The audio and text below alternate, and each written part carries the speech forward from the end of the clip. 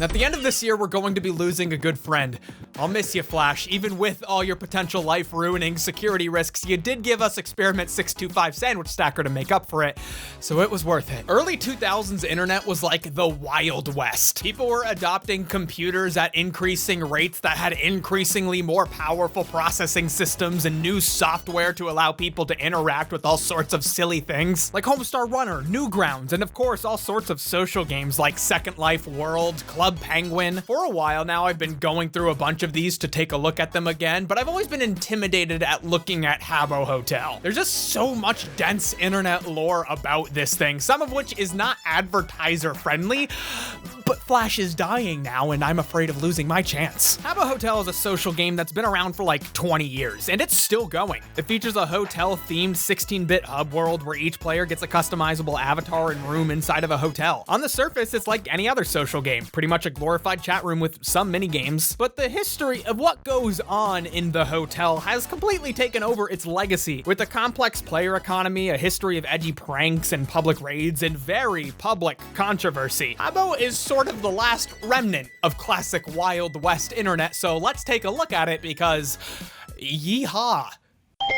Oh, I'm gonna take your personal information. Dang, I should have learned my lesson and used ExpressVPN. Using the internet without encrypting your data is dumb. Like really, really dumb. Imagine sending a credit card through the mail and just taping it to the back of a postcard and hoping nobody looks at it. That's how dumb it is. A VPN, or a virtual private network, creates a secure tunnel between your device and the internet. So it's essentially like an envelope, protecting your info by hiding your IP address, preventing sites from selling your data, and encrypting your data with the highest standards of data encryption. Well, I'm gonna take your personal information. Not today, I got ExpressVPN.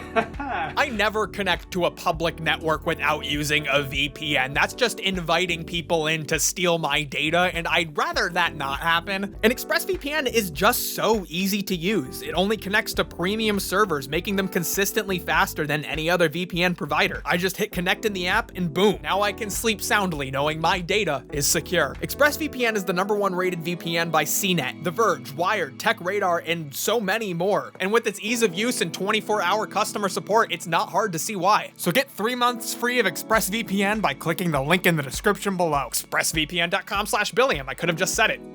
You have both options. Thank you again to ExpressVPN for sponsoring this video. Habbo was founded in 2000 by Finnish company Solak. It's aimed at teens and young adults online who want to hang out with other teens and young adults online. What is this, me awkwardly browsing the manga section at Barnes & Noble's in hopes of making a friend with similar interests? Stemming from a project by designer Oh, I should have looked up how to pronounce this name before recording. By designer Sampo Karjalainen? Called Hotel Goldfish. Investors wanted to expand the virtual hotel concept into an international business with premium microtransactions.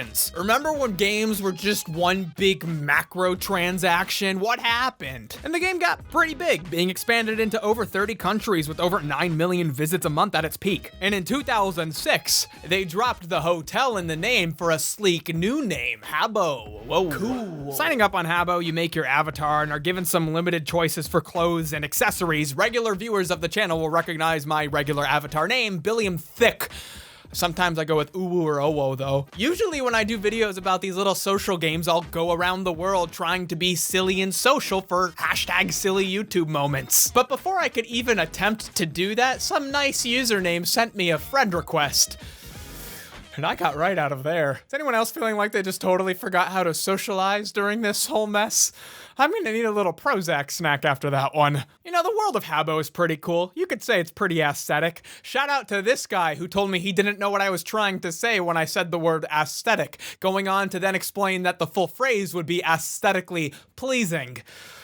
I guess you did know what I was trying to say then. I love this pixel art. Before I even knew what Habbo was, I recognized its pixelated world. The first time I heard of Habbo, it wasn't because I knew someone who played it, it was because I saw this news segment from YouTube covering a popular meme from the site being brought out into the real world. After rumors started circulating in the game about mods banning dark-skinned players because they got a little too excited about abusing their power, players of the game organizing through Forchan dressed as black avatars and surrounded the pool while spamming the phrase, "Pool's closed," due to, I don't want to get demonetized, due to a virus that became very prominent in the 1980s. Habbo raids, of course, devolved even further after this when players would raid the game and organize their avatars into the shape of, okay, I'm really afraid of getting demonetized now, in the shape of a very prominent symbol associated with an evil prominent political party who rose to power in a certain Germany preceding a particular World War II.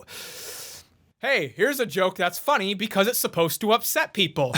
Oh, I'm upset. Oh my god, you got upset after I tried to upset you? You're such an idiot. These stories are how I first heard of Habbo, and it definitely made me nervous to leave the warm, icy cold comfort of Club Penguin and join the wild west of Habbo Hotel. Yeehaw. Despite some vintage and upsetting trolling, most people's Habbo experiences were just like any other social game, but cute and pixelated, and only sometimes depressing, instead of colorless and bland and always depressing. People made friends, hung out, and were generally there for a good time. However, once you made friends on Habbo, it was very difficult to move off-site with that friend group because Habbo has strict rules against promoting outside websites, meaning if you made friends in the game, the really only logistical way for you to keep that friendship was to stay on Habbo, which is probably why the game still has so many active users. But if you had imagination, Habbo could also be an endless world of possibilities because one of the biggest parts of the culture of the game is roleplay. You could work at a dead-end job where you get zero respect. You could lose all of your money gambling, and you can get married to another player where you can then go to an adoption agency and adopt another player, role-playing as a baby. If I hear one more of you say the phrase, "I'm baby," you're gonna get adopted. In Habbo, you either have a ton of slick, cool furniture called Fernie, or you're just a total loser. Or at least that's the kind of social dynamic Habbo wants to have. Hey, you gotta have gold coins if you wanna be popular. When the game first started, the only currency available were credits, which could buy items, but credits could not be traded amongst players. In order to get credits, you have to purchase them with real money. Hey, I'm trying to buy Habbo credits, and they are not accepting any form of payment, and I've gone all around my little area trying to find gift cards, and I cannot find them anywhere, so I'm sorry, but I can't get credits to buy nice things. Players started charting the credit value, therefore the real world value of specific Fernie, and because items were limited, the trade value would inevitably fluctuate. If you joined Habbo Club, a premium membership that cost 25 credits or roughly $2 a month, you could get the Club Couch, limited one per person, which became the most popular form of currency in the North American server. Now, I'm no economist, but that's pretty dope. However, the couch economy just plummeted after Habbo introduced coins as a form of tradable currency. And then it plummeted again after Habbo merged all of the English-speaking servers into one mega server, Mega Hotel. The United Kingdom server for Habbo did not have the same restrictions in place to get the club couch, so it became much more available once the servers merged, which once again caused the couch economy to deflate. People make real money playing Habbo, and it can be a lot. So what happens when a player economy with real-world monetary value goes unchecked in a game where role-playing is a big part of the culture? Why you get massive wealth inequality and people who are willing to work at a dead-end job for hours. Like a real job. Agencies like the Habbo CIA, FBI, and Interpol have well, maybe not quite a pyramid scheme style corporate structure. That might maybe closer to it than I'm making it seem. Many of these agencies hire Habbo players to recruit other Habbo players for the low price of 1 coin per hour. And these agencies have some really strict rules, such as constantly being at attention while working at the front desk. Players aren't usually allowed to ask to be promoted, but once promotions become available to the agency workers, they have to buy into it so they can boss around other players. That's how the agencies make most of their money. At what point does role-playing stop being a game and just become a horribly depressing mirror of real life? Habbo being marketed towards teens has had a long history of moderation controversies. If you try to share personal info or obscene speech, you could get your text censored as the word baba. But of course, like so many other social games, players dated each other. Now, I've never had a Habbo GF or a Club Penguin cutie on my little flipper arm, but unlike Club Penguin, Habbo isn't as strict about moderating player dialogue. So often, players speak explicitly to each other.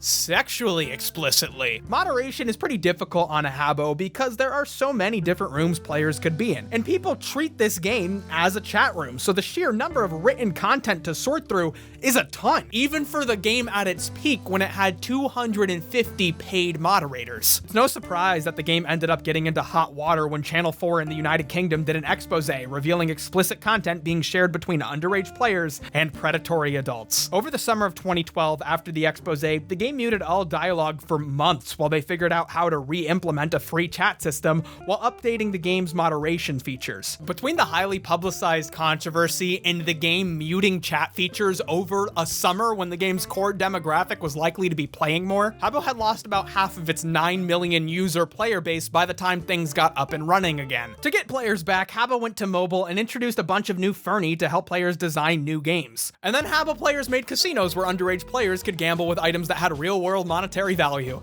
So that's pretty cool. But in 2014, Habbo banned all gambling, so the casinos were gone. In 2017, Habbo transitioned from a fully staffed team of moderators to a moderating AI system. And the casinos were back, baby!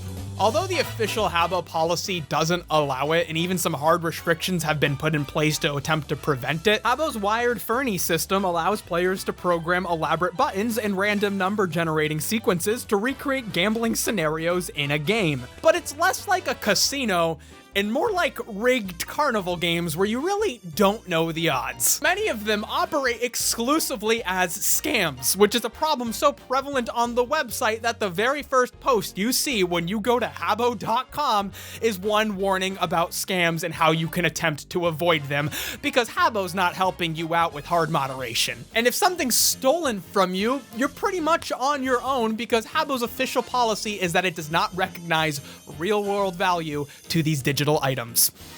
But they do have it.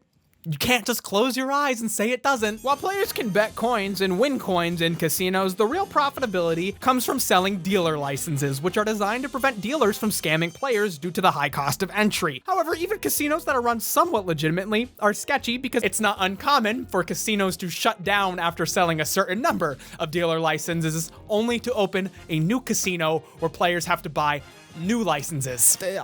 Is that a pyramid scheme? That sounds like a pyramid scheme. Habbo is a game with an infinite number of sketchy stories behind it, but the game's community is still there for a reason.